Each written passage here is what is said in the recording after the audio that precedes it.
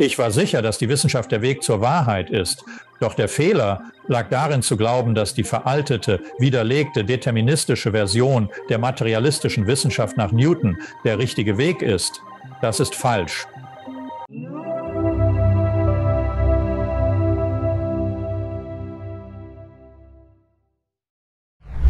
Ich möchte Dr. Eben Alexander in der Show willkommen heißen. Wie geht's eben? Mir geht's super, Alex. Danke, dass ich dabei sein darf. Vielen Dank, dass Sie in die Sendung gekommen sind. Ich freue mich darauf, mit Ihnen zu sprechen.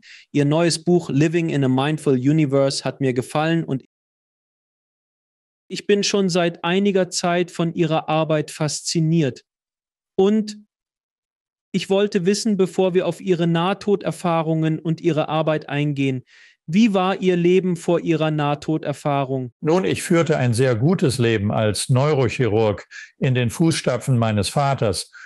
An der Harvard Medical School lehrte ich über 15 Jahre als außerordentlicher Professor. Auch an der University of Virginia und der University of Massachusetts im Bereich Neurochirurgie war ich tätig. Insgesamt führte ich also ein sehr gutes Leben. Ich hatte eine Frau und 2 wunderbare Söhne. Am Tag vor meinem Koma wusste ich nicht, was passieren würde, aber ich hatte keine Beschwerden. Ich war ein konventioneller, reduktiver, materialistischer Neurowissenschaftler, obwohl ich vieles aus einer methodistischen Kirche glauben wollte.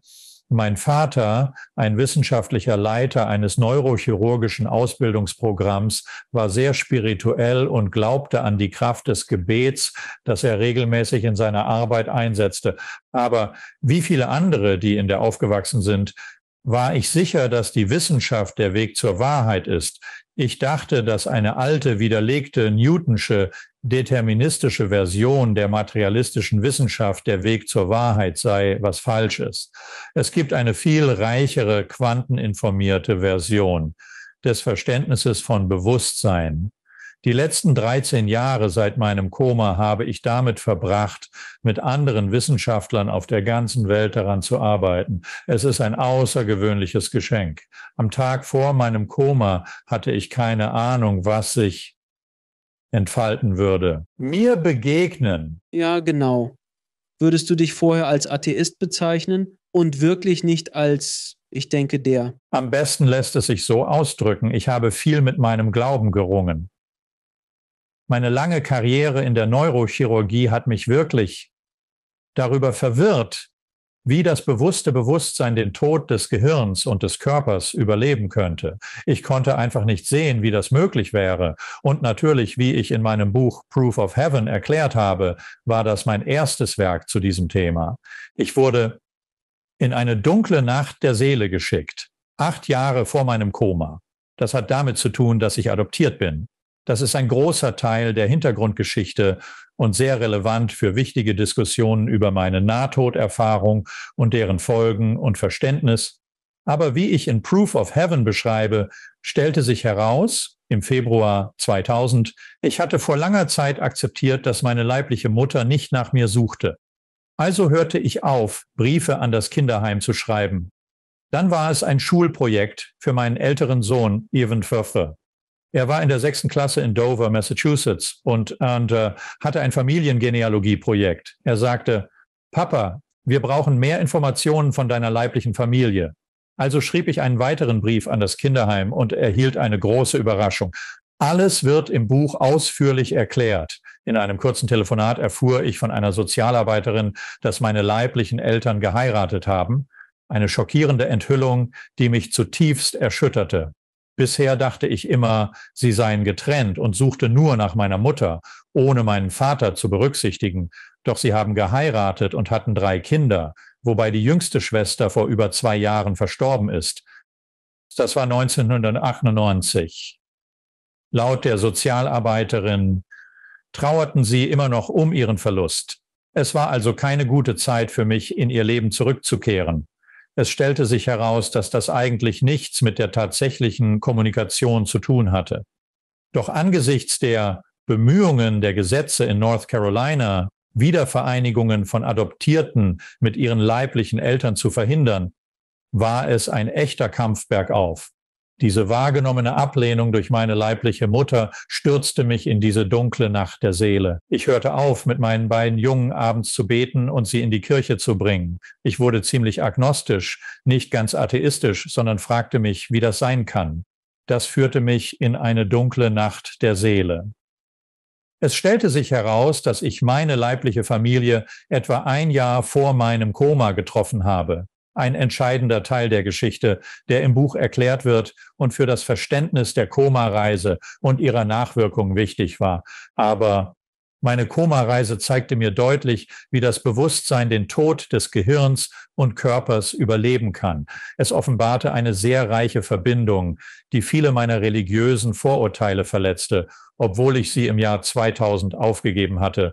Vorher hatte ich nie Gedanken an Dinge wie Reinkarnation gehegt. Doch meine Nahtoderfahrung zeigte mir sehr deutlich, dass unsere Seelen immer wieder zurückkommen, was die Vorstellung einer vollständigen Seelenarbeit in einer Inkarnation als töricht entlarvte. Die intensive Recherche zur wissenschaftlichen Evidenz für Reinkarnation eröffnete mir ein viel großartigeres Bild der Natur der Realität, das perfekt mit der modernen Wissenschaft übereinstimmt und eine sehr erfrischende Sichtweise auf die Welt im Allgemeinen bietet. Aber es zeigt auch, dass wir Verantwortung für unsere Entscheidungen tragen und durch diese Kraft der Liebe verbunden sind, die so viele NDE-Erfahrende entdeckt haben. Doch sieht man das nicht unbedingt in der Art und Weise, wie wir in diesen Körpern, in diesem Leben handeln. Deshalb müssen wir alle tiefgehende Lektionen darüber lernen, wobei Nahtoderfahrungen und Lebensrückblicke die Spitze des Speers dieser Lektionen sind. Jetzt. Lassen Sie uns über Ihre Nahtoderfahrung sprechen. Was genau ist passiert, als Sie ins Koma gefallen sind? Das Wichtigste, was ich betonen möchte, ist, dass es in meinem Fall eine Anomalie gibt, die für Nahtoderfahrungen untypisch ist. Ich war amnesisch. Ich hatte keinerlei Erinnerung an das Leben von Eben Alexander. Keine Worte, keine Sprache, keine religiösen Vorurteile oder wissenschaftliches Wissen von Eben Alexander. Alles war wie ausgelöscht, eine leere Tafel. Es dauerte Monate, bis ich verstand, warum das so war. Ich meine, ich erkannte natürlich, dass Nahtoderfahrungen immer auf den Einzelnen zugeschnitten sind, um deren tiefgründige Seelenfragen zu beantworten. Und deshalb denke ich, dass meine die Rolle einnahm, die sie tat, aber es beinhaltete die Notwendigkeit der Amnesie. Nun, ganz kurz. Ich erzähle Ihnen, dass die Erfahrung, die ich in vielen Vorträgen, die im Internet zu finden sind, ausführlich beschreibe, auch in dem Buch Proof of Heaven und den Folgebüchern Map of Heaven und Living in a Mindful Universe beschrieben wird. Aber die Reise selbst in diesem amnesischen Zustand begann in der Perspektive eines Regenwurms, einem sehr primitiven, unempfänglichen Bereich, der scheinbar ewig andauerte. Aber ich wurde davon durch ein langsam drehendes weißes Licht gerettet, das mit einer perfekten musikalischen Melodie verpackt war und wie ein Wurmloch in dieses strahlende, ultrareale Tortal führte. Nun, das Tortal hatte viele erdähnliche Merkmale. Als winziges Bewusstsein befand ich mich auf einem Schmetterlingsflügel, umgeben von einer üppigen, lebendigen Wiese und Pflanzenwelt, ohne Anzeichen von Tod oder Verfall. In dieser Szenerie gab es Tausende von Wesen, die Freude, Fröhlichkeit, Tanz und Festlichkeiten teilten, angetrieben von schwebenden Kugeln von Engelschören, die Gesänge, Hymnen und Anthems durch mein Bewusstsein donnerten. Ein weiteres entscheidendes Merkmal dieser Reise war, dass ich nicht allein war. Es war eine wunderschöne junge Frau auf dem Schmetterlingsflügel bei mir. Die Leser von Proof of Heaven werden am Ende des Buches erkennen, dass ich 4 Monate nach dem Erwachen aus dem Koma tatsächlich die Identität dieser Frau entdecke. Zu der Zeit wusste ich nicht, wer sie war, aber ihre telepathische Botschaft lautete: Du bist zutiefst geliebt und für immer geschätzt. Du hast nichts zu fürchten. Du wirst umsorgt. Ich denke, das war die ultimative Botschaft, die ich in diese Welt zurückbringen sollte.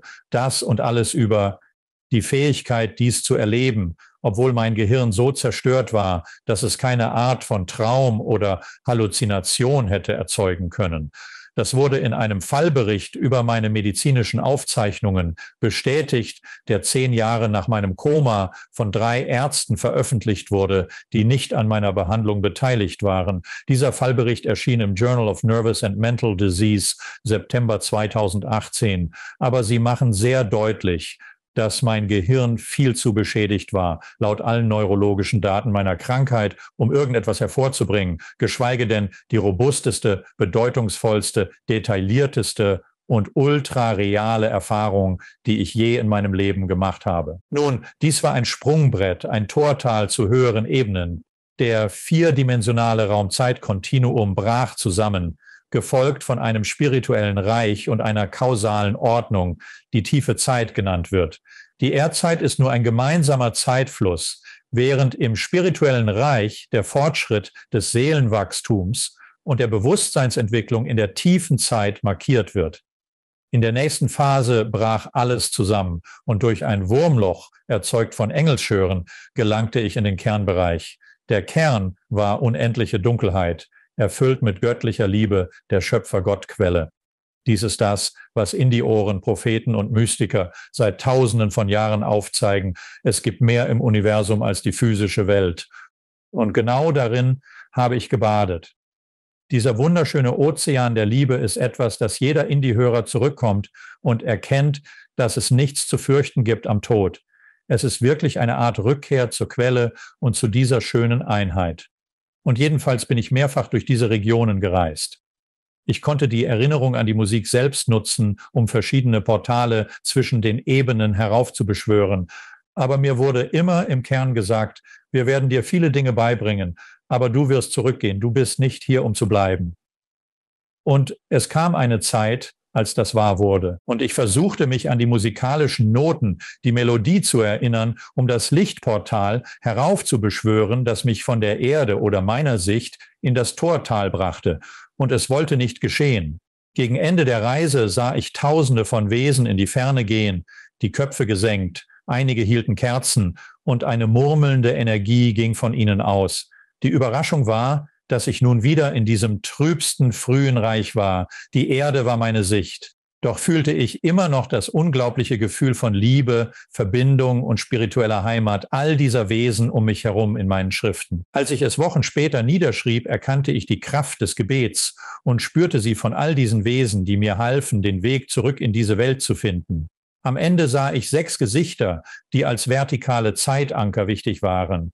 Es handelte sich um Menschen, Familie und Freunde, die in den letzten 24 Stunden meines Komas im ICU-Raum waren. Sie zeigten mir, dass die Koma-Reise, die sich über Monate oder Jahre zu erstrecken schien, eine außergewöhnliche Reise war, obwohl sie nur 7 Erdentage dauerte. Doch die Rückkehr in diese Welt war das 6. Gesicht, das ich sah. Es war ein 10-jähriger Junge, mein Sohn Bond, den ich nicht erkannte. Mein Gedächtnisverlust war immer noch absolut vorherrschend auf dieser Reise, aber sein Flehen mit mir, er war draußen vor dem Raum gewesen, wo die Ärzte am 7. Tag des Komas das Familientreffen abhielten, bei dem ich keine Fortschritte gemacht hatte. Sie schätzen eine 10% Überlebenschance zu Beginn der Woche, 2% am Ende der Woche, keine Chance auf Genesung. Deshalb empfahlen sie, die Antibiotika abzusetzen. Bond hörte dieses Gespräch mit, rannte den Flur hinunter, erkannte nun, dass es viel schlimmer war, als ihm gesagt worden war, und zog meine Augenlider auf. Ein Auge schaute dorthin, das andere nach unten. Keine Pupille funktionierte. Jeder in der Medizin weiß, dass das ein schreckliches Bild ist. Ich verspreche Ihnen, ich habe ihn nicht mit meinen Augen gesehen, nicht mit meinen Ohren gehört, aber sein Flehen zu mir, Papa, du wirst okay sein. Papa, du wirst okay sein. Ich verstand die Worte nicht, aber das emotionale Engagement und das Flehen sind bei mir angekommen. Und das war es, was mich dazu brachte, in diese Welt zurückzukehren, obwohl ich keine Ahnung hatte, wohin ich zurückkehrte, als ich es tat. Als ich in diesem ICU-Raum die Augen öffnete, meine Mutter, meine Schwestern, meine Söhne am Bett, hatte ich keine Ahnung, wer diese Wesen waren. Die Amnesie war noch absolut aktiv, aber die Amnesie löste sich schnell auf. Worte und Sprache kamen über Stunden und Tage zurück, Kindheitserinnerungen über Tage und Wochen. Mein gesamtes semantisches Wissen, Physik, Kosmologie, Neurowissenschaften über 2 Monate. Im Buch Living in a Mindful Universe gehen wir ausführlich auf die Bedeutung dieses Teils der Diskussion ein. Darin, viele Neurochirurgen kommen endlich zu dem Punkt zu erkennen, dass Langzeiterinnerungen scheinbar nicht im Gehirn gespeichert werden. Von über 1 Million Kraniotomien im letzten Jahrhundert wurde nie ein Fall dokumentiert, in dem Langzeiterinnerungen mit einem entfernten Teil des Gehirns entfernt wurden. Es ist ein wichtiger Punkt, den wir in Living in a Mindful Universe erklären, besonders im Anhang über Gedächtnis im Gehirn. Dies stellt gewissermaßen den finalen Beweis gegen den materialistischen Neurowissenschaftsansatz dar, da das Gedächtnis nicht dort gespeichert wird. Wir erkennen nun, dass das Gehirn als Filter fungiert und nicht der Ursprung des Bewusstseins ist, sondern es ermöglicht, dass das ursprüngliche Bewusstsein eindringt. Dieser wissenschaftliche Diskurs wird dadurch äußerst faszinierend. In den 13 Jahren seit meinem Koma habe ich intensiv daran gearbeitet, diese Erfahrung zu verstehen und zu vermitteln. Dazu gehörte auch ein intensives tägliches Meditationsprogramm, bei dem ich heilige akustische Spinalbeat-Gehirnwellen-Entrainment für tiefe Meditation nutzte, um meine Verbindung zu den Erkenntnissen aus meiner Nahtoderfahrung zu vertiefen. Nun, mit deinen Meditationen, weil ich auch viel meditiere, mache ich auch 1 Stunde am Tag. Ich finde immer, dass wenn ich in meine Meditationen gehe, es fast wie ein Fenster ist, um sich zu verbinden. Mangels eines besseren Begriffs mit der anderen Seite, mit der Quelle zu verbinden, in gewisser Weise. Wir tun es, wenn wir schlafen gehen. Und wenn wir aufwachen, sind wir wieder in dieser Realität mit deinen Meditationen. Ich nehme an, es ist nicht annähernd so lebendig wie während deines Nahtoderlebnisses.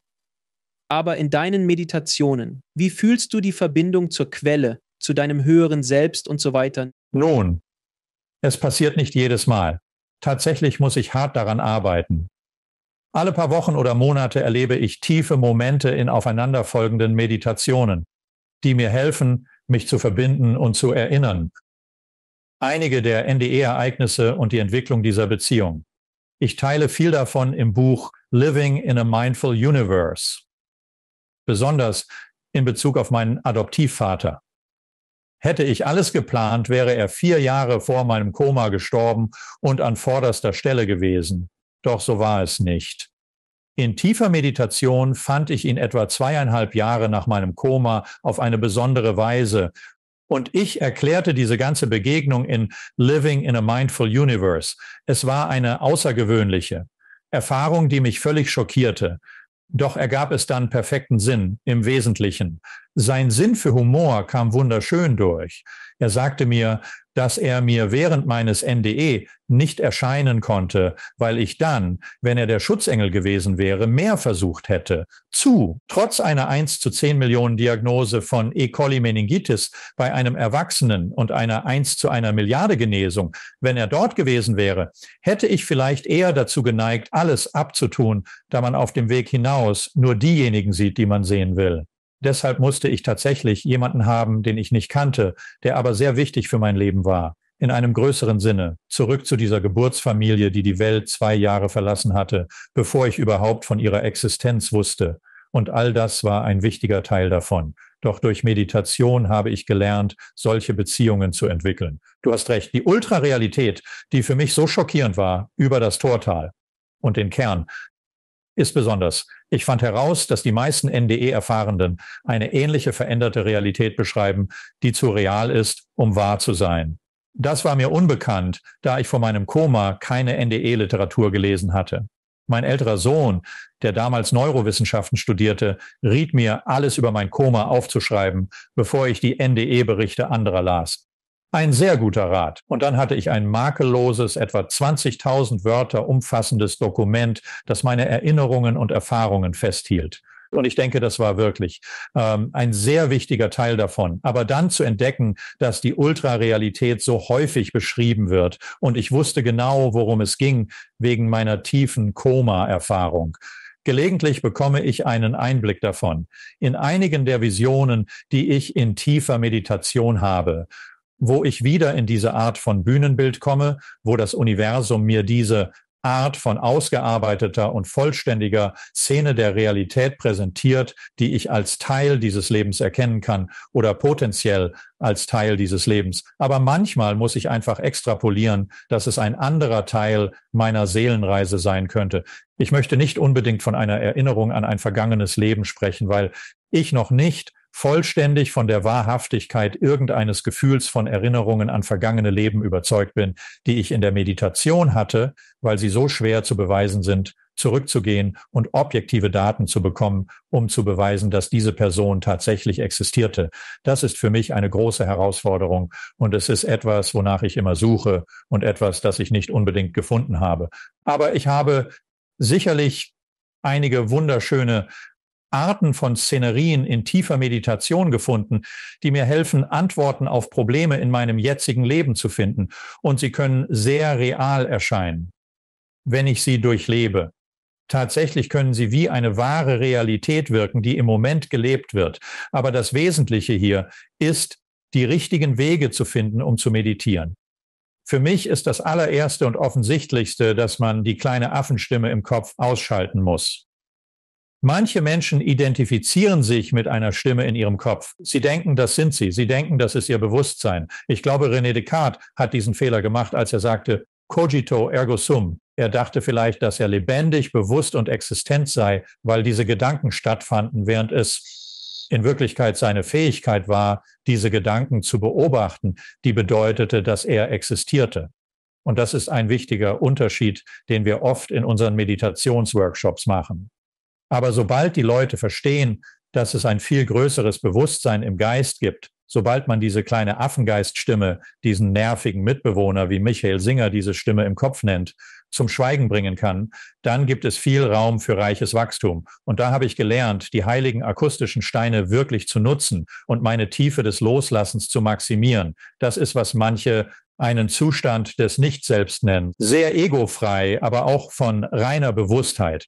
Also es ist ein bisschen heikel. Und natürlich hat es dieses seltsame Paradox, wie so viele spirituelle Goldstücke, dass wenn man es zu fest ergreift, man es nicht fassen kann. Es ist schwer fassbar. Genau wie ich mein Buch Proof of Heaven mit meinen Träumen vom Fliegen als Kind eröffnet habe. Und ich sagte, je mehr ich das Fliegen umarmte, desto härter stürzte ich zu Boden. Es ist also dieser seltsame kleine Tanz des Loslassens. Es gibt Techniken, das in der Meditation zu tun. Und das sind Dinge, die Karen und ich oft in unseren Workshops und Spielgruppen beschreiben und auf all die verschiedenen Arten, wie wir Meditation präsentieren. Ja, also als ich anfing zu meditieren, war es wirklich schwierig, weil die Affenstimme einfach ständig präsent war. Aber was mir geholfen hat, war, die Affenstimme einfach weiterreden zu lassen, ohne zu versuchen, sie zu kontrollieren. Ich ließ sie einfach los. Und dann, nach ein paar Minuten, verstand ich es. Ich war drin, wahrscheinlich innerhalb von ein paar Minuten, nach Jahren der Meditation. Aber vorher brauchte ich 10, 15 Minuten, 20 Minuten, nur um an einen Punkt zu kommen, wo man einfach loslässt. Du bist weg, nicht eingeschlafen, du bist weg. Du kommst zurück und dann. Ich liebe es immer, wenn ich die Zeit verliere. Ich habe keine Ahnung, wie lange ich weg war. Das ist immer das Beste. Oh mein Gott, ich war 2 Stunden weg. Ja, ich stimme zu. Das ist, wenn man wirklich die Magie spürt. Für mich sind binaurale Beats der Schlüssel dazu. Wenn ich das Audio nicht mehr bewusst höre, weiß ich, dass ich tief drin bin. Man ist komplett außerhalb von Raum und Zeit, wirklich in dieser Zone. Und es ist dieselbe Region, in der Menschen beispielsweise die Seelen verstorbener, geliebter Menschen treffen und Lebensrückblicke durchlaufen. Deshalb helfen wir in unseren Workshops den Menschen, diese Töne zu nutzen, um tief in einen meditativen Zustand zu gelangen. Wir verwenden tatsächlich die NDE-Skala, die 1983 von Dr. Bruce Greyson entwickelt wurde. Wir nutzen diese, um den Menschen Marker und Meilensteine für die verschiedenen Ereignisse in ihrer tiefen Meditation zu geben. Im Wesentlichen ist es eine Methode, um zu betrachten, dass man eine NDE aufbaut, durch die Pflege dieser Beziehung und die Erforschung des Bewusstseins jenseits des kleinen Ego-Verstandes und des sprachlichen Gehirns. Nun, es gibt etwas, das heißt, ist es die Glasgow-Koma-Skala? Glasgow-Koma-Skala, ja. Ich wollte, dass du das ein bisschen genauer für das Publikum erklärst, weil ich wollte. Weil viele Leute haben, ich meine, es gibt 1000 Millionen Nähtgeschichten da draußen, aber deine ist wirklich interessant, weil laut dieser Koma-Skala warst du komplett hirntot. Ich würde den Begriff Hirntod nicht verwenden. Was wäre der Begriff? Ich denke, das ist nicht angemessen. Mein Gehirn war stark beeinträchtigt, sodass außergewöhnliche Erfahrungen wie Träume, Halluzinationen und Konfabulationen nicht zu erwarten waren. Ja, ich kann das erklären, wenn gewünscht. Ja, ein bisschen, ja. Nochmals, ich bin nicht Arzt. Ja, ich werde nicht ins Detail gehen. Sicher, nur ein bisschen, nur ein bisschen. Aber zum Beispiel können die Leute den medizinischen Fallbericht in meinen Krankenakten einsehen, der sehr detailliert auf meine Glasgow-Koma-Skala eingeht. Das ist ein wichtiger Teil der Beurteilung, besonders wenn man bedenkt, dass alle 8 großen Lappen meines Gehirns betroffen waren, mein Hirnstamm betroffen war, mein Rückenmark betroffen war. Diese Meningitis war eine Enzephalitis und sie zerstörte mein zentrales Nervensystem auf allen Ebenen. Aber um auf Ihre Frage zur Glasgow-Koma-Skala zurückzukommen, und das ist auch im Fallbericht ersichtlich und jeder kann auf diesen Fallbericht zugreifen. Wenn Sie zu ebenealexander.com gehen, zu meinem Blog-Eintrag vom September 2018, im 3. Absatz, der gesamte Blog behandelt diesen Bericht. Und am Anfang des 3. Absatzes gibt es einen direkten Link zum Fallbericht selbst. Sie können also alle Daten direkt dort abrufen, aber Sie machen ein großes Aufheben um meine Glasgow-Koma-Skala. Jetzt, für Sie oder mich, heute, genau jetzt, würden wir eine 15 bekommen. Punkt. Das versteht jeder. Für einen normalen, funktionierenden Menschen würde eine Leiche eine 3 bekommen. Also sind alle Zahlen zwischen 3 und 15 gültig.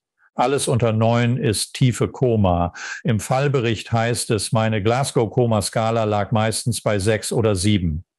Es gibt Pflegenotizen, die eine 5 nahelegen. Also war ich die meiste Woche so tief. In der Notaufnahme erhielt ich kurzzeitig eine 11, an die ich mich überhaupt nicht erinnere. Doch mehrere Zeugen, darunter mein ehemaliger Ehepartner, Biskuitprediger und Freund Michael Sullivan, bestätigen dies. Sie hörten es. Nach stundenlangem Stöhnen, Wimmern, Zucken und Krampfen ohne sinnvolle Worte sagte ich, Gott, hilf mir, und sie hörten mich schreien. Ich erinnere mich nicht daran, aber für einen Moment konnte ich tatsächlich Worte äußern, was meine GCS-Skala auf 11 brachte. Meist lag ich jedoch bei 6 oder 7, manchmal sogar bei 5.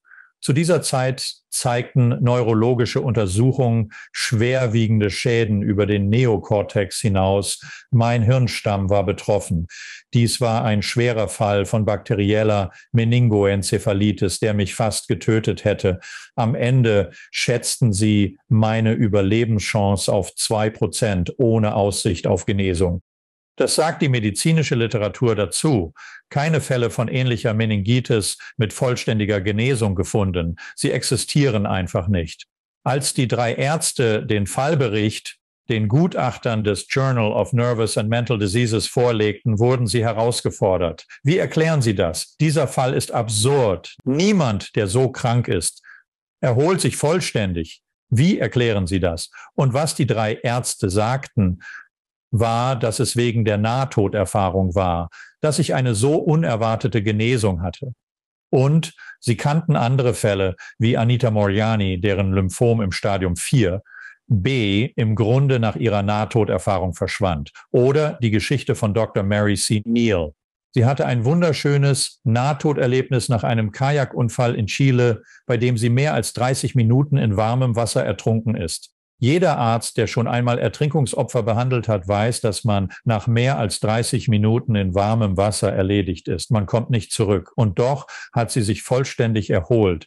Also die große Lektion für uns alle als Menschen ist, dass das spirituelle Reich eine enorme Menge an Heilungskraft bietet, die weit über die Erwartungen unserer materialistischen Modelle hinausgeht.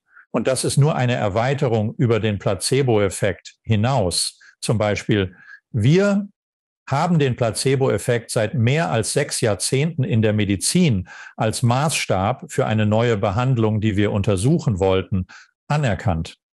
Ärzte in den 1950er Jahren erkannten, dass Überzeugungen, Gedanken und Einstellungen eine enorme Rolle dabei spielen können, wie gesund jemand sein kann, wenn er krank ist. Der Placebo-Effekt wird in der Medizin weithin anerkannt. Es ist viel mehr als nur eine Zuckerpille, die Kopfschmerzen heilt. Wenn Sie auf noetic.org, das Institute of Noetic Sciences, gehen und spontane Remission suchen, finden Sie ein Buch, das Mitte der 1990er Jahre veröffentlicht wurde, mit über 3500 Fällen von wundersamen Heilungen von Krebs, Infektionen und mehr, die weit über jede medizinische Intervention hinausgehen. Und die gute Nachricht ist, Helena Wabe, die dort arbeitet, aktualisiert diese Datenbank jetzt mit 30 weiteren Jahren an Daten. Ich kann es kaum erwarten, das zu sehen. Aber mit anderen Worten, wir sprechen hier nur über die Fähigkeiten, uns selbst zu heilen. Jede Art von körperlicher, geistiger und emotionaler Heilung ist letztlich spirituell, da das Spirituelle nur 2 Zutaten hat. In meinem Buch ist eine davon ein Gefühl der Verbundenheit durch den Geist, dass wir alle verbunden sind. Deshalb können wir für andere beten. Durch den mentalen Bereich können wir ihre Heilung beeinflussen und solche Dinge. Auch ein Gefühl von gemeinsamem Zweck und Bedeutung für unsere Existenz. Es ist nicht nur ein blindes, mechanistisches Rad des Leidens, von dem wir versuchen abzusteigen, sondern es führt irgendwo hin. Und wir sind gemeinsam darin. Das ist der schöne Teil von allem. Können Sie ein wenig über Ihre Lebensrückschau sprechen? Denn ich war schon immer fasziniert, weil ich dieses Konzept immer wieder gehört habe. Wie war Ihre Lebensrückschau? Es ist wichtig zu betonen, dass aufgrund meiner Amnesie ich keine eben Alexander-Lebensrückschau machen konnte, da alle Fakten meines Lebens während der Reise verschleiert waren. Trotzdem hatte ich 2 fantastische Visionen, über die ich oft gesprochen habe. In Präsentationen. Und ich fange gerade erst an, irgendwie zusammenzustellen, wie ich sie erklären kann, in einem anderen Buch, das meinen Fortschritt im Verständnis abdecken wird. Diese Visionen geschahen im Kernbereich, diesem ultimativen Ziel. Natürlich würde ich zurückprallen, aber letztendlich würde ich wieder zu diesem Kern aufsteigen. Dort fanden viele Lektionen statt. Eine der ersten Visionen, die ich hatte, war die fliegende Fischversion. Und das war diese starke Vision von Fischen, die im Wasser mit hoher Geschwindigkeit entlang schossen.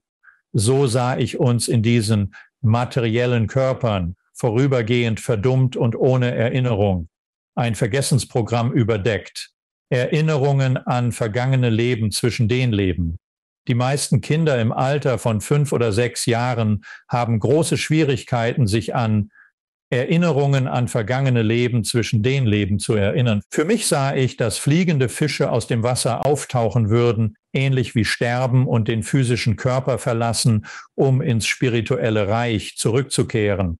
Dort würden sie sich mit den Seelen verstorbener, geliebter Menschen als andere fliegende Fische in der Luft vereinen.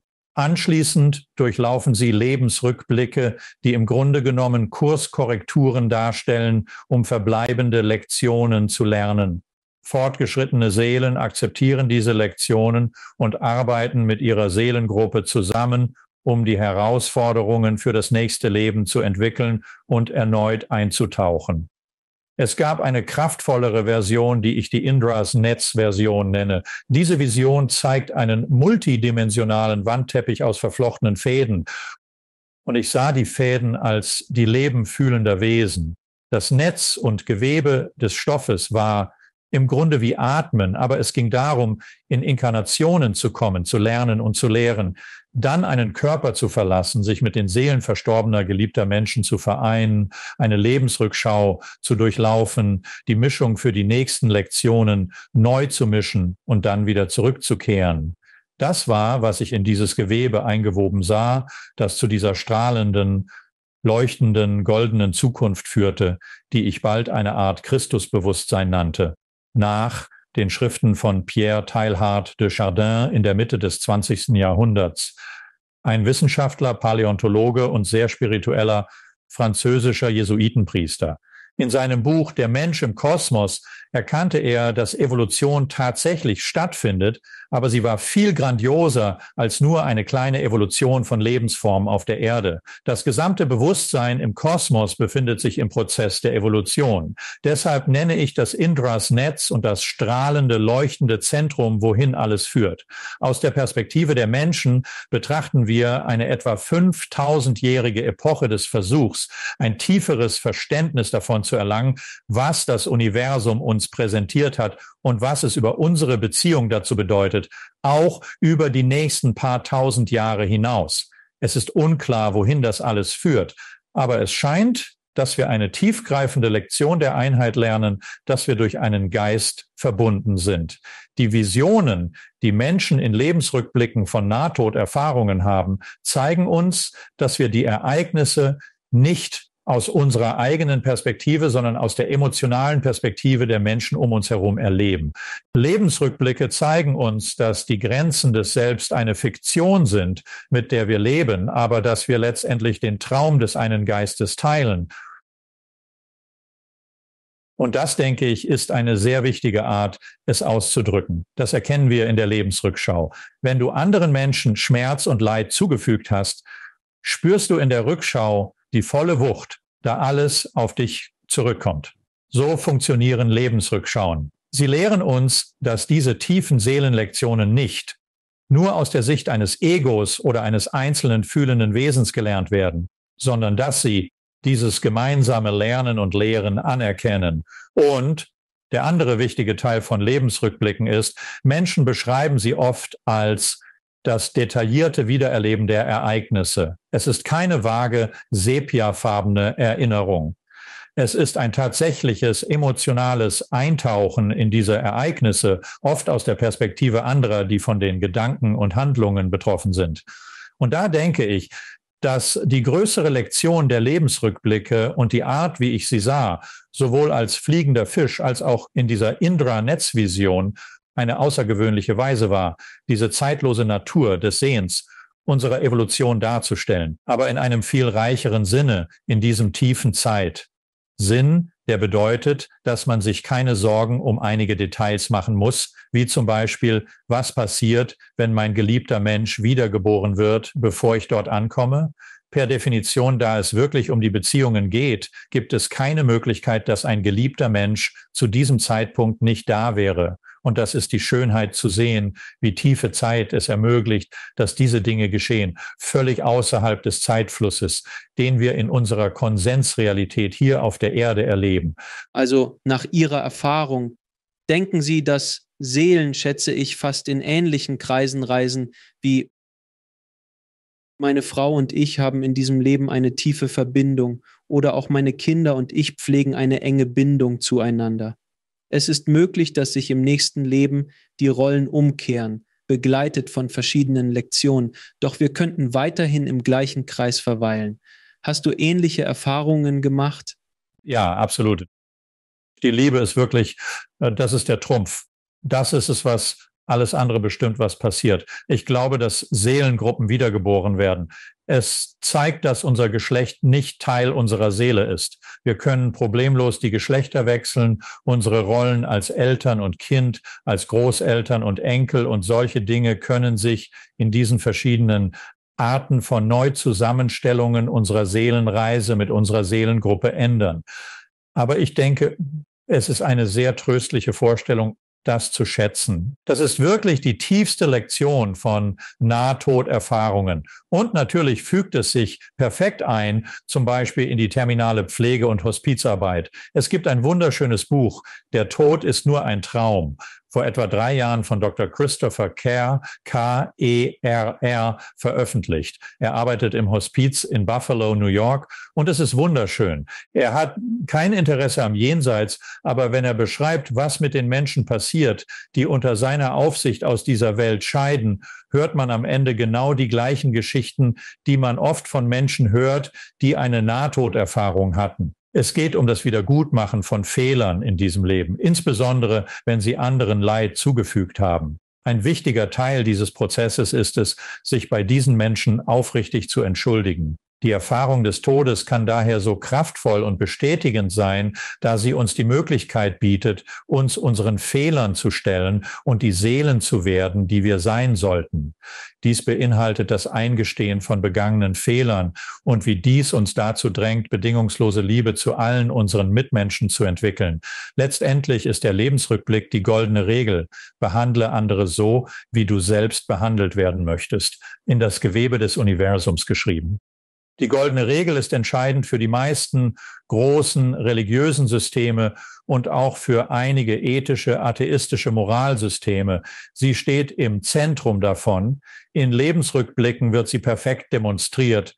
da Schaden für andere auch uns selbst schadet. Diese Lektion muss die Welt wirklich lernen, besonders in Zeiten von Polarisierung und Trennung, die im vorherrschenden materialistischen Modell inhärent sind.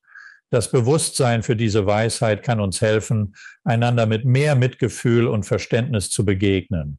Das ist es, was uns dieses falsche Gefühl der Trennung gibt.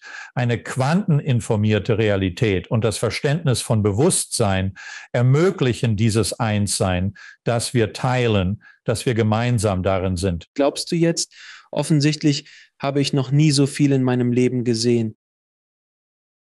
Unstimmigkeit und Polarisierung und die Welt steht irgendwie Kopf. Umweltmäßig erleben wir eine einmalige Pandemie in einer Generation. Es passiert so viel. Es scheint fast wie ein Neuanfang, ein bisschen wie ein Schütteln des Etch-a-Sketch, um mich selbst zu datieren, ein bisschen, der Welt. Es betrifft nicht nur dieses Land oder jenes Land oder Gruppen von Ländern. Die ganze Welt erlebt gleichzeitig etwas, das wirklich neu ist. Definitiv in meiner Zeit, geschweige denn in den letzten 500.000 Jahren, habe ich nicht gesehen, dass der gesamte Planet so betroffen ist. Warum denkst du aus deiner Perspektive, dass dies geschieht? Und was bedeutet das deiner Meinung nach für uns in der Zukunft? Nun, in der Sucht- und Alkoholismusforschung gibt es eine Analogie zur Arbeit. In der Medizin treffen wir oft auf Menschen mit verschiedenen Süchten, sei es Substanzen oder andere. Manche sind arbeitssüchtig, andere nach Sport, Liebe oder Sex. Es gibt viele Dinge, die uns süchtig machen können und unser Leben ruinieren. Das sind stets Ego-Krankheiten, bei denen das Ego Forderungen stellt, die der Wirt nicht immer erfüllen kann. Einige Therapeuten führen tatsächlich ein rituelles Opfer des Egos durch. Unsere moderne Welt ist in vielerlei Hinsicht süchtig nach materialistischem Denken und einem falschen Gefühl der Trennung zu vielen giftigen Dingen. Das führt uns zu dem, was in der Arbeit mit Alkoholismus und Sucht als Geschenk der Verzweiflung bezeichnet werden kann. Wenn jemand so tief am Boden ist, dass sein Leben durch die Sucht zerstört wird, muss er diese Energie nutzen, um besser zu werden. In vielerlei Hinsicht steht unsere Welt derzeit vor einem kollektiven Geschenk der Verzweiflung. Wer in den 60er, 70er, 80er Jahren aufgewachsen ist, erlebte den Kalten Krieg zwischen UdSSR und den USA sowie den Bau von Atombunkern in diesem irrsinnigen Wahnsinn. Wer hätte gedacht, dass wir im Jahr 2022, boom, plötzlich wieder wie 1939 oder so wären, wo ein großes europäisches Land ein anderes militärisch überfällt oder bedroht. Im Ernst, wir sind nicht weitergekommen. Und ich denke, das ist Teil des Problems, dass der Klimawandel, ich denke, die Pandemie in vielerlei Hinsicht war nur ein Weckruf, um uns zu helfen, zu erkennen, dass der einzige Weg, wie wir wirklich irgendwie überleben und mit diesen Herausforderungen gedeihen können, darin besteht, ihnen gemeinsam zu begegnen. Und je mehr wir diese gedankenlose Idiotie fortsetzen und uns weiterhin die Lügen erzählen, die uns in dieses Schlamassel gebracht haben, unsere Abhängigkeit von fossilen Brennstoffen, all die Gier der Konzerne, die man sieht, mit dem außergewöhnlichen Reichtum, der sich auf die obersten 1 oder 2% konzentriert, während die unteren 50% leer ausgehen. Ich denke, in jedem Land gibt es riesige Probleme mit Milliardären und hungernden Kindern. Diese beiden Dinge sollten nie zusammen existieren. Warum wir darüber so verwirrt sind, weiß ich nicht. Ich glaube, dass bei einem bevorstehenden Paradigmenwechsel die fundamentalistischen Kräfte, die sich bedroht fühlen, vor dieser großen Wut zurückschrecken. Es ist wie eine Schlange, die sich so groß wie möglich macht, ihre Reißzähne zeigt und bereit ist zu sprühen. Das ist es, was wir beobachten. Das ist der Wahnsinn der politischen Polarisierung und die Drohungen eines neuen Krieges aus Russland. Und währenddessen wachen so viele in dieser Welt auf zu einer Revolution des Bewusstseins, die wirklich auf die Einheit hinweist, die wir alle teilen. Und tatsächlich bin ich sehr optimistisch in Bezug auf die Zukunft. Und das liegt daran, dass ich denke, wir durchlaufen ein belebendes Geschenk der Verzweiflung, das dieser Welt wirklich helfen wird, aufzuwachen. NDEs sind in vielerlei Hinsicht die Speerspitze. Die materialistische Wissenschaft, die ich vor dem Koma verehrte, benutze ich diesen Begriff nicht leichtfertig. Diese materialistische Wissenschaft fühlt sich sehr bedroht. Menschen, die den Reichtum anhäufenden Modi unserer Gesellschaft, die Gier der Konzerne und die Probleme mit fossilen Brennstoffen und Plastikverschmutzung unterstützen, zeigen das hässliche Unterbewusstsein des Homo sapiens, der die Welt ausbeutet. Es scheint, dass die Menschen aufwachen und nicht erlauben werden, dass wir weiterhin selbstzerstörerische, egozentrische Gedankenlosigkeit durchleben.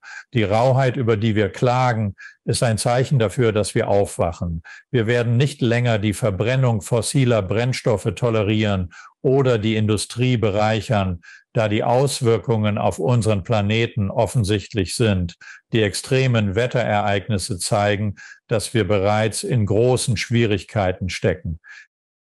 Wir sind bereits über die Klippe gestürzt. Es ist höchste Zeit, das Richtige zu tun und Verantwortung zu übernehmen. Es ist eine fantastische Antwort auf diese Frage, weil ich dir zu 110% zustimme. Ich denke, es ist Wahnsinn. Es ist selbstmörderisch, den bisherigen Weg weiterzugehen, und etwas rüttelt uns wach. Wie ich immer sage, es ist schwer, das Buch zu lesen, wenn es direkt vor deiner Nase ist. Du musst es ein wenig zurückziehen, um Perspektive zu bekommen. Und ich denke, das ist es, was die Welt gerade mit uns macht. Hoffentlich gibt sie uns Perspektive.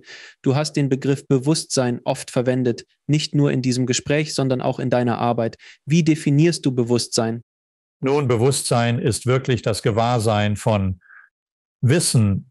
René Descartes sagte, cogito ergo sum. Ich denke, also bin ich. Ich wünschte, er hätte das ein wenig klarer formuliert, weil es die Leute etwas verwirrt hat. Er ließ es so erscheinen, als ob das Denken selbst die Existenz wäre, aber es ist das Gewahrsein des Denkens, das die Existenz ist. Hier können wir eine moderne Unterscheidung treffen und unser sprachliches Gehirn und Ego-Verstand in die Auszeit schicken. Also würde ich einfach sagen, Bewusstsein ist dieses Gewahrsein der Existenz. Es zeigt sich, dass eine Eigenschaft des Universums vor dem Urknall existierte. Empfindungsfähige Wesen können an dieser mentalen Schicht teilhaben. Meine Partnerin Karen Newell würde wissen, dass die mentale Ebene Geist über Materie impliziert, wie Placebo-Effekt und spontane Heilung. Sie würde uns daran erinnern, dass die Wahrheit Geist über Materie ist, nicht umgekehrt. Definitionen spielen eine Rolle, ob man das Idealismus nennt, mit einer mentalen Ebene des Universums, die eine top-down kausale Ordnung hat, oder ob man weitergeht und sagt, dass nicht nur die mentale Ebene bestimmt, was in unserem Leben passiert, sondern die spirituelle Ebene. Dort finden wir alle einen Sinn von Zweck und Bedeutung. Ein großartiges Buch namens The One Mind von Larry Dossey könnte für Zuhörer interessant sein, die mehr über Beweise für das Leben nach dem Tod erfahren möchten. Im Jahr 2021 wurde auf bigelowinstitute.org ein Wettbewerb abgehalten, bei dem 29 Gewinner-Essays veröffentlicht wurden. Die Teilnehmer sollten die Frage beantworten, was der beste wissenschaftliche Beweis für das Überleben des Bewusstseins nach dem endgültigen körperlichen Tod ist. Auf dieser Website können Sie mehr über die Essays erfahren, die Ihnen ein tieferes Verständnis für dieses Thema vermitteln werden. Ich erwähne dies, da das zweitplatzierte Essay von Dr. Pim Ben Lamel ein herausragendes wissenschaftliches Papier ist, das präzise auf den Punkt kommt. Gegen Ende stimmt er unserer Position zu, in einem achtsamen Universum zu leben und spricht über den einen Geist und das Gehirn als Filter. Er verweist auf 4 verschiedene Quellen. Eine ist Larry Desseys Buch The One Mind. Eine andere ist Stephen Taylors Buch Spiritual Science. Eine weitere Ressource ist ein wissenschaftliches Papier von Bernardo Kastrup, Consciousness in the Universe. Die vierte Quelle, die er nennt, ist das Buch Living in a Mindful Universe, das Karen Newell und ich verfasst haben. Alle vier dieser Quellen sind starke wissenschaftliche Argumente für die Realität des einen Geistes, den wir teilen. Wir betrachten das Gehirn als Filter oder Transceiver, der uns jeweils eine leicht unterschiedliche Perspektive des einen Geistes gibt. Letztendlich ist unser Bewusstsein dieser eine Geist, mit dem wir den Traum teilen. Dieser eine Geist ist die unendlich heilende Gotteskraft, der viele in Nahtod und geteilten Toderfahrungen begegnet sind, Propheten und Mystiker, die seit Tausenden von Jahren in diesem Ozean der Liebe des einen Geistes gebadet haben. Dies ist ein wissenschaftliches Modell, das sich entfaltet, die Filtertheorie. In Living in a Mindful Universe gehen wir darauf ein, um all dies zu erklären. Aber es hilft, viel mehr zu verstehen von all diesen Arten von Erfahrungen und wie sie betrachtet werden können, um im modernen Verständnis der Realität Sinn zu ergeben. Die Filteridee ist im Wesentlichen, wir denken alle nicht, wir haben dasselbe Bewusstsein, wir sind ein riesiger Geist, um mangels eines besseren Begriffs Geist zu sagen, je nach unseren Erfahrungen, Geburtsort, Rasse, Stadt, Gemeinschaft, religiöse Überzeugungen. All diese sind Filter, die verschiedene Perspektiven des Ganzen herausfiltern. Verständlich? Ja, das ist eine sehr gute Sichtweise. Nur zur Erinnerung. Noch einmal, diese goldene Regel ist in das Gewebe des Universums geschrieben. Das ist alles, was wir hier wirklich sagen, dass du lernst, wenn du einem anderen schadest. Könntest du das in einer Lebensrückschau durchmachen müssen? Und das alles geschieht natürlich in diesem Prozess der Verfeinerung. Und was es in sehr starker Weise aufzeigt, ist die Bedeutung des freien Willens. Denn erinnere dich, dass die moderne materialistische Wissenschaft dich auslachen wird, wenn du behauptest, freien Willen zu haben. Und das liegt daran, dass sie denken, Bewusstsein sei einfach das Epiphänomen von chemischen Reaktionen und Elektronenflüsse im Gehirn. Und dass das unser Bewusstsein erzeugt. Sie denken, all diese Atome und Moleküle folgen den Gesetzen der Physik, Chemie und Biologie. Also, wo würde man den freien Willen in diesem System unterbringen? Genau hier erkennt man die Bedeutung, wirklich tief in dieses Thema einzutauchen. So stützen wir uns auf den Gedanken der Vorrangstellung des Geistes, der Vorrangstellung des Bewusstseins. Nicht nur das harte Problem des Bewusstseins, das im Grunde die Unmöglichkeit ist, die Funktionsweise des Gehirns zu erklären und bewusste, phänomenale Erfahrungen zu beschreiben, sondern auch die Philosophie des Geistes, das Bindungsproblem, die scheinbare Einheit des Bewusstseins innerhalb eines Individuums. Warum ist das so? Wenn all diese verschiedenen neuronalen Populationen ihr eigenes Ding machen, woher kommt dann diese Einheit? Und dann gibt es all die Beweise für nicht lokales Bewusstsein aus der Parapsychologie. Dinge wie Telepathie, Präkognition, Vorahnung, außerkörperliche Erfahrungen, Nahtoderfahrungen, geteilte Todeserlebnisse, Erinnerungen an frühere Leben bei Kindern, Hinweise auf Reinkarnation nach dem Tod, Kommunikation, Sterbebettvisionen. Wir analysieren ausführlich, wie jedes davon zur Vorstellung des einen Geistes beiträgt. Und letztlich steht die Quantenphysik vor der Tür. So die wissenschaftliche Gemeinschaft. Sie können das deterministische Newtonsche Universum vergessen, das sie mit chemischen Reaktionen und Elektronenflüssen verbinden. John Wheeler, renommierter Physikprofessor in Princeton, er entwickelte das partizipatorische anthropische Prinzip und betonte die Unabhängigkeit des Geistes von der Materie, um dies zu erklären. All diese Argumente und das Leben in einem achtsamen Universum, wir bringen sie zusammen, um den Fall für diesen einen Geist zu machen, den wir alle teilen und das Gehirn als Filter dient. Und das ist sehr wichtig für diese Welt im Allgemeinen, besonders mit unserer dominanten Art des materialistischen Denkens und seinen Fehlern, die so tun, als hätten wir keinen freien Willen. Das Bewusstsein eine völlige Illusion ist, die, denke ich, die menschliche Geschichte und das Schicksal ignoriert. Das ist nicht einfach, denke ich, wenn man darauf zurückblickt. Man kann nicht einfach annehmen, dass dies das Ergebnis vieler zufälliger chemischer Reaktionen und Elektronenflüsse in Gehirnen war. Das führte zu dieser emergenten Realität. Es passiert etwas viel Reichhaltigeres und Tieferes, das mit der Primatstellung des Bewusstseins zu tun hat. Das ist es, was die Quantenphysiker uns sagten, durch große Zahlen in der frühen Geschichte der Quantenphysik.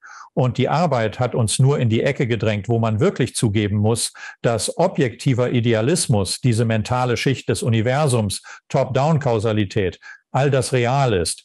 Und es gibt einige Quantenphysiker, die vielleicht noch im Dickicht stecken. Sie denken, nein, es sind die subatomaren Teilchen, die allen Regeln und Gesetzen der Physik, Chemie, Biologie folgen. Das ist es, was uns die Ereignisse unserer Welt gibt. Nun, nein, das stimmt nicht. Es gibt ein Top-Down-Kausalprinzip. Als fühlende Wesen haben wir Zugang zu dieser mentalen Schicht des Universums, die eine Schicht der Informationsintegration und Assimilation ist, auf die wir zugreifen können. In der modernen Ära kann diese Diskussion fruchtbar sein, besonders wenn man Carlo Rovellis relationale Interpretation der Quantenmechanik des Messparadoxons verfolgt. Dies ist ein umstrittener Punkt, bei dem alle uneinig sind und dann Bernardo Kastrups relationale Interpretation unterstützt. Kastrup ist einer der Befürworter unseres Buches Living in a Mindful Universe. Ich habe auch viel von seiner Arbeit unterstützt, insbesondere die Idee der Welt als ein sehr exzellentes Argument für die mentale Natur der Realität und den objektiven Idealismus als die Regel, nach der dieses Universum funktioniert. Nun, ich wollte nur kurz auf etwas in Bezug auf den freien Willen eingehen, weil das immer ein Streitpunkt für viele Menschen ist. Einige denken, dass alles vorherbestimmt ist, aber mein Verständnis ist anders. Morgen könnte ich entscheiden, Astronaut zu werden oder sogar NBA-Spieler. Das wäre meine Wahl, auch wenn die Erfolgschancen gering sind, da ich nicht wirklich dafür gemacht bin. Also, letztendlich glaube ich, dass wir die Freiheit haben, unsere eigenen Entscheidungen zu treffen, auch wenn die Realisierung mancher Träume unwahrscheinlich ist. Ich war dafür nicht geschaffen. Mein Lebensweg war nicht darauf ausgerichtet. Das wäre eine schwierige Reise und das könnte ein Weg sein, den ich lernen muss. Und glauben Sie mir, ich habe einige dieser Reisen in meinem Leben durchgemacht, von Träumen, die so sind, als ob ich vielleicht ein NFL-Spieler werden möchte. Du warst nicht dafür gebaut. Das ist nicht dein Weg, aber du hast die Wahl, ein- und auszutreten. Aber ich habe festgestellt, zumindest in meinem Leben, dass die Dinge viel leichter fließen, wenn du den Weg gehst, der irgendwie für dich bestimmt ist. Es gibt weniger Hindernisse. Wenn viele Hindernisse auftauchen, ist das oft ein Zeichen, dass etwas nicht ganz stimmt. Du musst dann andere Wege finden, damit umzugehen. Wenn der Wunsch und das brennende Bedürfnis vorhanden sind, diesen Weg zu gehen, was denkst du darüber? Nun, ich denke, du sprichst einige wunderbare Punkte an, aber diese ganze Idee des Determinismus versus freier Wille. Ich glaube, dass unsere Seelengruppen in vielerlei Hinsicht einige potenzielle Meilensteine festlegen, wie wir zusammenarbeiten werden. Wer als Elternteil oder Kind in diese Rolle schlüpft, jene Rolle spielt. Und es kann viele Dinge beinhalten, besonders das, was wir aus dieser Welt als Härten und Schwierigkeiten, Herausforderungen, Krankheit, Verletzung betrachten. Und ich denke, dass es darauf ankommt, wie wir mit diesen Herausforderungen umgehen, das wirklich unseren freien Willen und unser Seelenwachstum definiert. Je mehr wir diese Liebe des Universums für uns selbst wiederfinden, desto mehr können wir diese Liebe teilen, indem wir sie für andere manifestieren und den Härten und Schwierigkeiten des Lebens mit einer richtigen Einstellung von Wachstum und Lernen und Dankbarkeit und Vergebung, wenn nötig, begegnen. Ich denke, das ist es, was mir wirklich die Art von Heilung aufzeigt, die aus der Anerkennung unseres wahren freien Willens kommen kann. Aber letztendlich geht es darum, diese Lebenslektionen anzunehmen. Wie du gesagt hast, oft nehmen wir bestimmte Hürden wahr, die uns im Weg stehen könnten, um bestimmte Punkte zu erreichen. Und so navigieren wir diesen Weg und versuchen, unsere Wünsche und Bedürfnisse und unsere Beziehungen zu erfüllen, aber auf eine Weise, die es uns ermöglicht, als Seelen zu wachsen. Und ich würde sagen, aus meiner Sicht könnte es bei einigen dieser Herausforderungen und Schwierigkeiten eine gewisse Vorbestimmung geben. Zum Beispiel, dass ich mit 11 Tagen zur Adoption freigegeben wurde. Ich denke, das war Teil meiner Seelenvereinbarung, weil meine höhere Seele, nicht mein Ego selbst. Wenn wir diese Fragen und Aussagen aus unserem Ego-Verstand betrachten, denken wir manchmal, was redest du da, verrückt? Warum würde ich wählen, diese Herausforderung oder Schwierigkeit oder Krankheit oder Verletzung in diesem Leben zu erleben? Auf keinen Fall. Ihr Ego würde das nicht tun, aber ihre höhere Seele könnte leicht einen Wert und Wachstumspotenzial für die ganze Gruppe erkennen. Es geht nie um eine einzelne Seele. Es geht immer um Beziehungen und die Gruppe insgesamt. Das reflektiert ein allgemeines Prinzip, das in der modernen Physik erscheint, dass es nicht um die Elektronen und die Photonen und die Quarks und die Teilchen geht, sondern um die Erregungen im Feld. Es geht also um die Beziehungen. Und genau darum geht es hier. Es dreht sich alles um die Beziehungen. Und deshalb ist es so wichtig, die Kraft der Liebe zu verstehen, um Heilung und Ganzheit in unser Dasein zu bringen. Und so viele von uns leben ihr Leben, ohne diese Tatsache unbedingt anzuerkennen. In der NDE-Gemeinschaft und beim Studium moderner Bewusstseinsbeispiele wie Jenseitskommunikation und Sterbebettvision wird deutlich, dass wir uns auf spirituelle Führung verlassen können, um unsere Seelenentwicklung voranzutreiben. Im Buch Proof of Heaven erzähle ich, wie mein Schutzengel mir versicherte, dass ich tief geliebt und geschätzt werde, für immer. Es gibt keinen Grund zur Furcht, denn wir sind behütet.